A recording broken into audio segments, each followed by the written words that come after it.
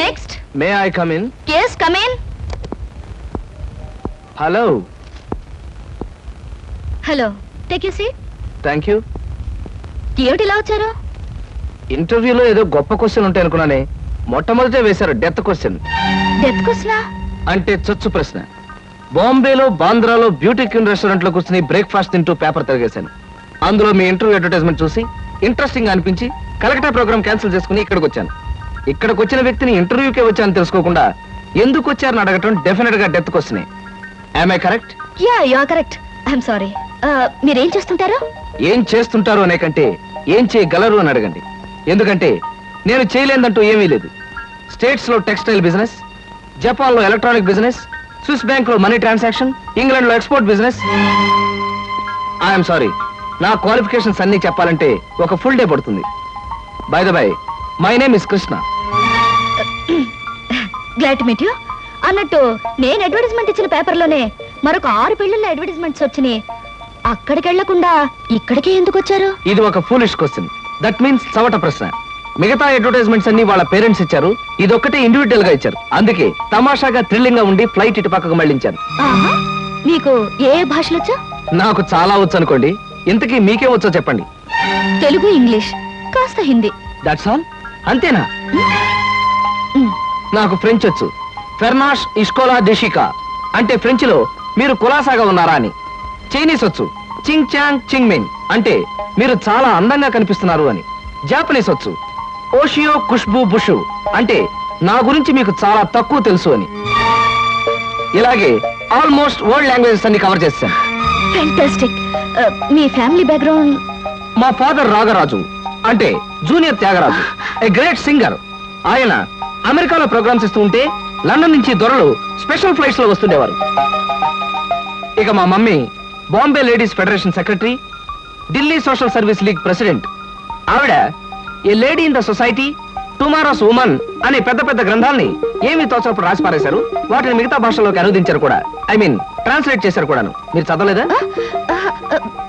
ఇక మా brother IAS. వాడు పుస్తకాల్లో పుట్టి పుస్తకాల్లో పెరిగి ఫ్యూచర్ లో పుస్తకాల్లోనే చావచ్చు. అంతలా స్టడీ చేస్తుంటాడు. మీ ఫ్యామిలీ బ్యాక్గ్రౌండ్ నాకు నచ్చింది. మీరు కూడా నచ్చారు. All right. కాకపోతే పెళ్లి కొడుకుని ఇలా సెలెక్ట్ చేసుకోవడంలో మీ ఉద్దేశం ఏమిటి? ఈ డ్రెస్ చాలా బాగుంది. ఎక్కడ కొన్నారు? 6 డజన్ షాపులు తిరిగి తిరిగి కష్టపడి మరీ సెలెక్ట్ చేసుకున్నాను. బాగుండకేం చేస్తుంది? ఆఫ్టర్ ఆల్ 6 months కట్టుకుని అవతల పారేసే ఒక డ్రెస్ కోసం 6 డజన్ షాపులు తిరిగి ఎంతో కష్టపడి సెలెక్ట్ చేశారంటున్నారు.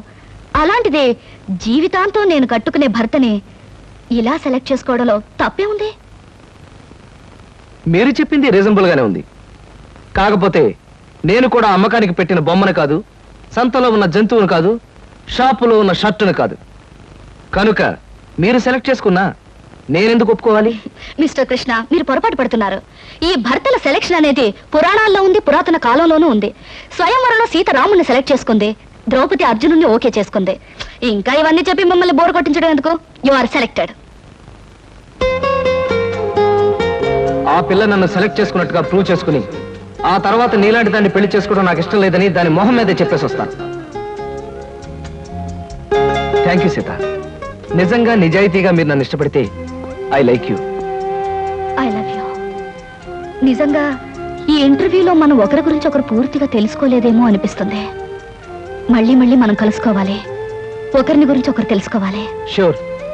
రేపు నైట్ ఫ్లైట్ కి నేను ప్యారిస్ వెళ్ళాలి గనక రేపు ఈవినింగ్ నెహ్రూ పార్క్ లో మనం కలుసుకుందాం. ఓకే? ఓకే. బాయ్. బాయ్. నేను అనుకున్న విధంగానే అందరికంటే గొప్పవాణ్ణి స్వయంవరంలో సెలెక్ట్ చేసుకున్నాను. That is Sita. రేఖలు మృదువుగా మెత్తగా మలయమారుతరాగల్లా ఉన్నాయమ్మా. మీలాంటి సంగీత సాముద్రిక నిపుణులు నా చేతిని పొగడారంటే అది నాకు గర్వకారణమే. నాకు ఒళ్ళు మంటే కారణం. ఏమయ్య శంకరయ్య, జాతకం చూస్తానని చెప్పి దాన్ని చెయ్యాలా పిసికేస్తావేటి? రేఖలు కొట్టొచ్చినట్టు కనిపించాలంటే ముందులా పిసకాలయ్యా. సరే చూసి ఆహా, మీ శృంగార రేఖ బంగారంలా మెరిసిపోతుందమ్మా. శృంగార రేఖ అలాంటి రేఖ చేతుల్లో ఉంటుందని నేను ఎక్కడ వినలేదే. అది నీ అజ్ఞానం. జ్యోత్సుల జోగేశ్వరరావు జాతక పుస్తకంలో దాని గురించి విపులంగా రాశారు. ఆయన ఎవరు? మా బాబాయ్. చూడండి. చూస్తాను. నీకు ధనరేఖ దివ్యంగా ఉందమ్మా. ఆయుష్య రేఖ అద్భుతం. సంతానం ఎంత ఉందండి? ఇద్దరు నేర్చుకో. వాళ్ళు కూడా కవల్. జై విజయాన్ని నామకరణం అడ్వాన్స్ గా ఫిక్స్ చేసేసుకో. లేదా కాఫీ కాంబోజలాగా అన్నా కూడా బాగానే ఉంటుంది. చాలా సంతోషం అండి. సంతానం గురించి చెప్పిన మీకు నేనేమి ఇచ్చుకోగలను? నువ్వేమి ఇచ్చుకోనక్కర్లేదు. నా చెయ్యి కూడా చూశాక నేను ఇచ్చుకుని ఇద్దరు వాళ్ళని తీర్చుకుంటాను. నా చెయ్యి కూడా చూడవా. పుట్టుకుంటేనే తెలుస్తుంది ఇది నష్టజాతకం అని. రేఖలు చూసి చెప్పు. తన రేఖ దరిద్రంగా ఉంది, ఆయుష్ రేఖ అధ్వానంగా ఉంది, సంతాన రేఖ శూన్యం. దానికేమో ఇద్దరు సంతానం అన్నావు, నాకు సంతాన రేఖ లేదంటున్నావు. ఏమిటిది? ఏం లేదని చెప్పడం నా సరదా అనుకున్నావు ఏంటయ్యా? ఇక్కడ లేదు లేదని చెప్పాను, అక్కడ ఉంది ఉందని చెప్పాను. అది కదయ్యా, మేము ఇద్దరు మౌడు పెళ్ళాం. నాకు సంతాన రేఖ లేకుండా దానికి సంతానం ఎక్కడి నుంచి వస్తుంది? ఎక్కడి నుంచి వస్తుందో ఆవిడ చూసుకుంటుందయ్యా. అమ్మా సుందరమ్మ, నీవు జాతకం చెప్పినందుకు నాకు ఏదైనా ఇప్పించావంటే మరి నేను సెలవు తీసుకుంటానమ్మా. ఏమిటి ఇప్పించేది కాదు గుడ్డు, దిక్కుమాలి జాతకం చెప్పడం నువ్వు. ఏమండి ఎందుకు అరుస్తారు? పాపం ఆయన తప్పే ఉంది, ఉన్నట్టు చెప్పారు. శంకరం గారు ఇవంతా ఉంచండి. సుపుత్ర ప్రాప్తిరస్తమ్మా, వెళ్ళొస్తాను. నమస్కారం అండి. వెళ్ళిరా.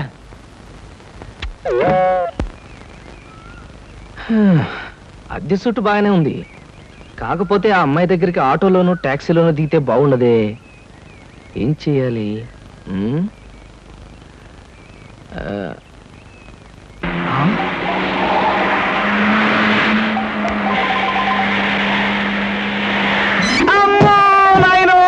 బాబోయ్, ఖరీదైన కారుతో చంపాను.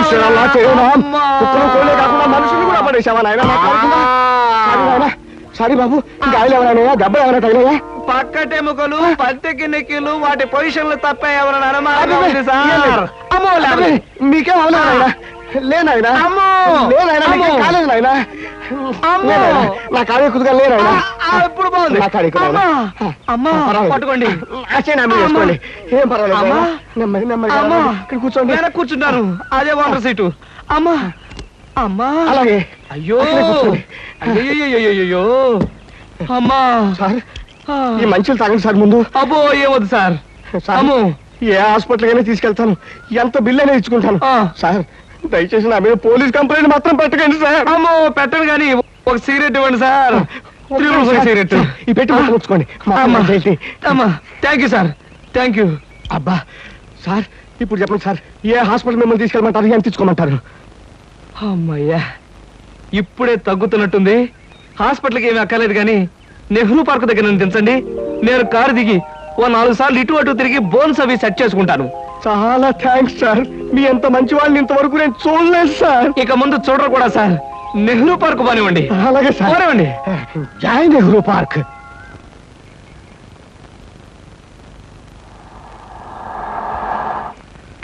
ఇదే సార్ నెహ్రూ పార్క్. సార్ ఇదిగా సార్, అబ్బేం తేలేదు, చెక్ ఏమైనా? ఏం అక్కర్లేదు, నువ్వు వెళ్ళిపో. అబ్బా మీరు నిజంగా మంచివాళ్ళు సార్. సార్ మీరు వచ్చేంత వరకు ఉండమంటారా? వచ్చిన దారిలో వెళ్ళిపో అంతే. Okay okay. హాయ్. హాయ్. ఎంతసేపు అయింది వచ్చి? ఇప్పుడే వచ్చి 5 minutes అయింది. అవును, మీ కారు పంపించారేటి? వెధవది ఈ కార్లలోనూ విమానాల్లోనూ తిరిగి బోరు కొట్టేసింది సీత. పైగా బెంజీలు, టొయోటాలు. అసలు ఈ ఇంపోర్టెడ్ కార్లు అంటేనే చిరాగ్గా ఉంది. అందుకే డ్రైవర్ని కారు తీసుకుపోరా వెధవని పంపించేశారు. చూశాను, అతను మరీ దీనంగా దండం పెట్టి వెళ్ళటం. బట్ కార్ చాలా బాగుంది. బాగుంటే చెప్పు, ఇచ్చేస్తాను.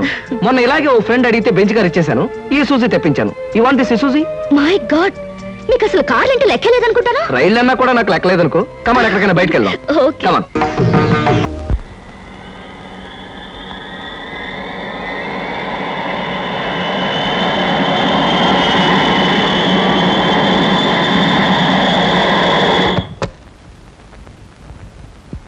సార్ ఏమిటయ్యా? నాకు ఏమిటయ్యా, నీకు ఒంట్లో బాలేదా? అబే లక్షణంగా ఉన్నానండి.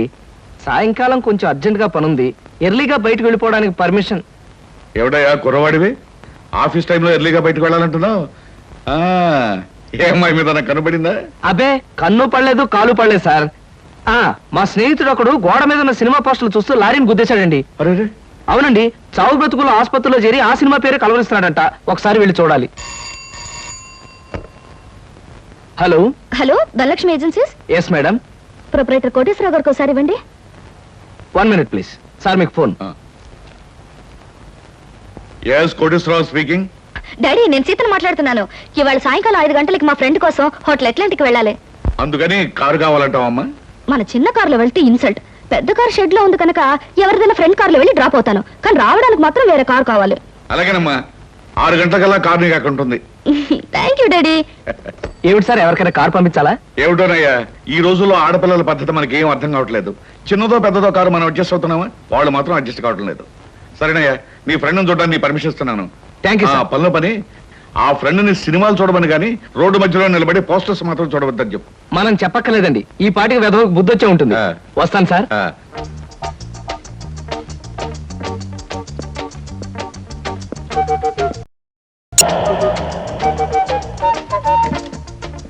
డ్రైవర్, కార్ తీసుకెళ్ళిపో, లేకపోతే థ్యాంక్స్ చెప్పు.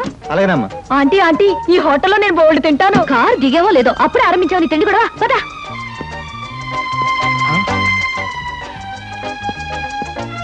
Hello Sita, welcome welcome. నీకోసం 10 నిమిషాల నుంచి వెయిట్ చేస్తున్నాను. ఇదే లండన్ లో అయితే నిమిషానికి 100 పౌండ్లు విలువ ఉంది. అంటే 1000 పౌండ్లు వేస్ట్ చేసామన్నమాట. మందంతా ఫారెన్ పంచాలిటీ. ఐఎమ్ సారీ, సమయానికి మా కార్ లేకపోవడం వల్ల మా ఫ్రెండ్ కార్ లో రావాల్సి వచ్చింది. నాతో పాటు నా ఫ్రెండ్ తమ్ముడు బుజ్జి వస్తానంటే తీసుకొచ్చాను. అబ్బాయి అమ్మాయి ముచ్చటగా కలుసుకునేటప్పుడు మధ్యలో ఈ బుజ్జీలు బజ్జీలు ఎందుకండి? వస్తానంటే రావద్దనటం బాగుండదని తీసుకొచ్చాను. కమాన్ కమాన్.